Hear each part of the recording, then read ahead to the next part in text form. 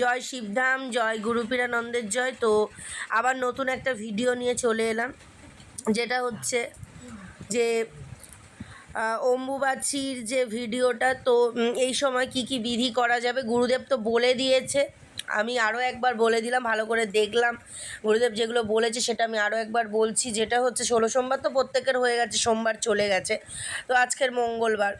তো আপনারা ধূপকাঠি, যে 3টে ধূপকাঠি, মোমবাতি এগুলো জ্বালতে পারবেন, অখণ্ড জোত দীপদান বিধি করতে পারবেন, বাবার মাথায় জল ঢেলে যে জল খেতে গুরুদেব বলেছে সেটা, সেই বিধিও করতে পারবেন। তারপরে শিবলিঙ্গের মধ্যে যে বেলপাতার বিধি রয়েছে সেই বিধিটাও কিন্তু করতে পারবেন, কোনো অসুবিধা নেই।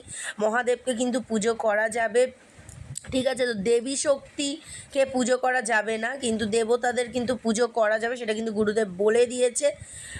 আর হচ্ছে ধুনো দেওয়া যাবে, জল যেটা খাচ্ছেন বা যেটা হচ্ছে তেল, এগুলো ব্যবহার করা যাবে। নাম জপ তো অবশ্যই করতে হবে।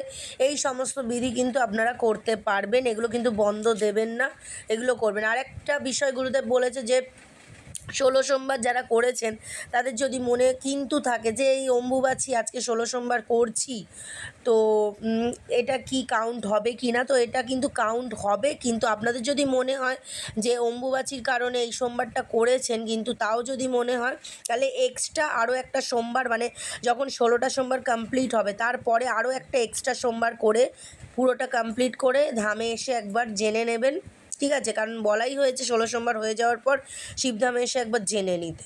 তো সেই বিধিটা কিন্তু আপনারা করবেন। তাছাড়া ধামের যাবতীয় যত বিধি আছে সবই করা যাবে, ধূপ মোমবাতি থেকে শুরু করে সব কিছু, এগুলো বন্ধ দেবেন না।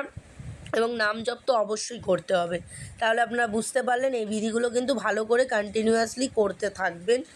জয় শিবধাম, জয় গুরুপীরানন্দের জয়। এরকম আরও ভিডিও পেতে অবশ্যই চ্যানেলটিকে সাপোর্ট করুন এবং নোটিফিকেশান ক্লিক রাখুন।